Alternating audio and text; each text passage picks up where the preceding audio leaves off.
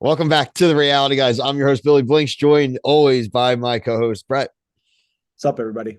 Back to talk Deal or No Deal Island. This is episode 2 of season 1.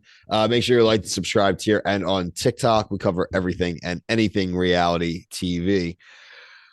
Good episode, I thought, Brett. We got to see another victorious win on the Deal or No Deal game. We definitely got to see a lot of strategy come into play already. So I kind of want to just kick it to you. What did you think of the episode? Kind of were your highlights? I mean, I definitely enjoyed the episode. It's a fun TV watch. I don't think there's too much to like really talk about. I mean, I do like that they had strategy of Boston Rob's educating Aaron about how to, act in certain situations. He's like, "Yo, Mhm. bro, you like run this by me next time. I'm pit boss here." And I did like the challenge for sure. I would curious which one you would have picked or wanted to do. I think both are good options. And then I do like the strategy behind the Deal or No Deal game because I was really paying attention to how that was going to play out of like where does the offer sit amongst the available cases. And I mean, Kim pretty much, did the exact right thing, I think, taking that No, deal. I agree. I think, well, for one, I could have done either. I definitely could have done better than Aaron at the climbing. The dude couldn't like pull himself up at all. I felt bad for him, frankly. The aiming stuff, if it's you see, the only thing that's up with the aiming stuff is that if they're good, consistent things, you shoot one and it's high, you aim it down a little bit, right? Like we saw, say, on episodes like the Traders. But we even saw a couple of the first ones the dudes were shooting off, things were shooting crazy, they were spinning. It's like if you have a crappy crossbow, you're kind of shit out of luck. So I think the strategy to get as many as possible is definitely smart. And I would have went for the personal offer. I think you got to be safe. So Oh, definitely. I mean, I like to think that I could climb that tree, pretty quickly, definitely faster than Aaron did, and get, like more than Ariel, three. get every arrow, get the personal offer, just get it all, and still be, amongst the fastest to let someone, because then they still got to shoot the bolt at a case and pick a case. Like people were playing it safe, right? Nobody was really targeting 1.5 except Kim and missing. And then Rob, the Godfather, he somehow pulls that off with his third shot. Crazy. But I definitely, would have wanted to be a gatherer in this scenario because like I'm climbing that I tree. I love the newly named Boston Robin Hood.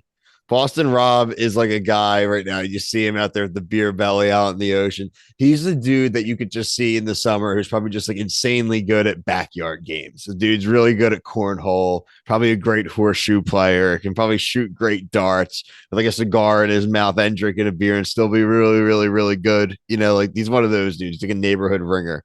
And that's like what I thought when he nailed that shot. I was like, how did he make that shot? Like that was I thought he was going to audible and go for like 100,000, like go for the biggest target because I also thought he should have waited for her to finish shooting all of her damn arrows before he shot one.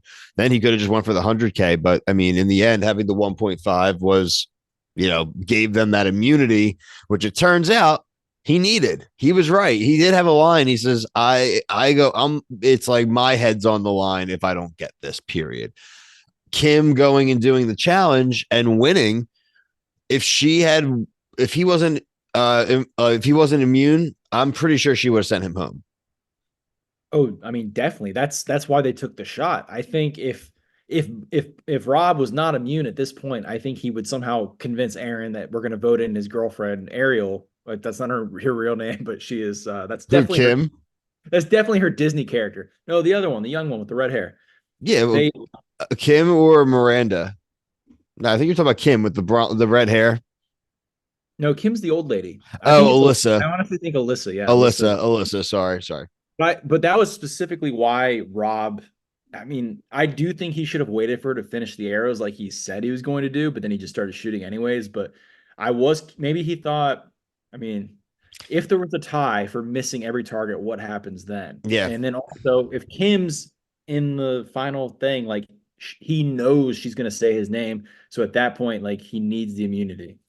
I think Kim kind of laid the groundwork here for people to see how you're going to win the game normally. How Aaron won last week with the 50-50 is you shouldn't really let it get down to that, frankly.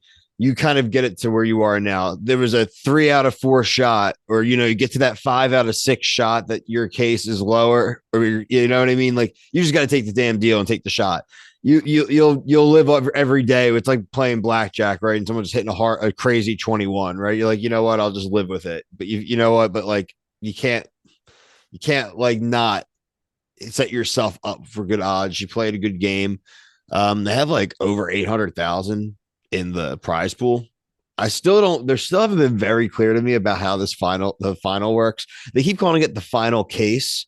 Is it just a prize pool that accumulates the entire way, or how does that work? They still haven't explained that. Even I think like the most that would happen would be the final case would be worth $4 million, and then that's the high one, and then the banker's still going to be like, oh, I'm You going to still do play the game. a dollar, $10, and throw all that crap into the mix. Like That's what the best part about this will be. Is that this whole season is just going to come down in the end to just a damn game of Deal or No Deal. Like it's just like, after all the bullshit, they're just going to play Deal or No Deal, just like anybody else, and it's gonna. And that part I think is going to be fun. Yeah, I like the watch, Brett. It definitely is a light watch. I like it just being an hour. It's just perfect length of time. My only gripe is that it starts at 10 o'clock. Get Deal or No Deal Island a little bit earlier. Even 9 o'clock would be nice. It could coincide with other shows ending, and we could get this done an hour earlier for the people. So it works for me because then I don't have to watch two things at once, or I missed The Bachelor, so I made this yeah, one. this was better than The Bachelor this week. I'll tell you that for sure. This was definitely the winner so far on Monday night. I have not watched Below Deck yet, so Below Deck may end up being the best episode of the night, but I won't find that out till tomorrow morning. So, I mentioned Below Deck. We cover everything Bravo. We cover reality competition shows. Survivor 46 just started last week, so you can jump on that with us. The Traders US season 2 is ending this week. We will have the finale and the reunion. Also, Love is Blind season 6 is ending this week. We will have the finale review. Brett, Brian, Kyle, myself, Wednesday night, and we'll have the reunion on Sunday night. So we'll have I think this will be a pretty good reunion. This one will be, especially with all like the amount of social media attention they got. If they filmed this thing within the last week or so, which I'm hoping it was like pretty recently that they filmed this, there's going to be some great things to talk about. So jump on our coverage of that, everything else we have going on. But for myself, subscription. Yeah. Myself, Brett, Brian, everyone at the reality guys, thank you so much for watching. Peace. Jamil, you and your wife.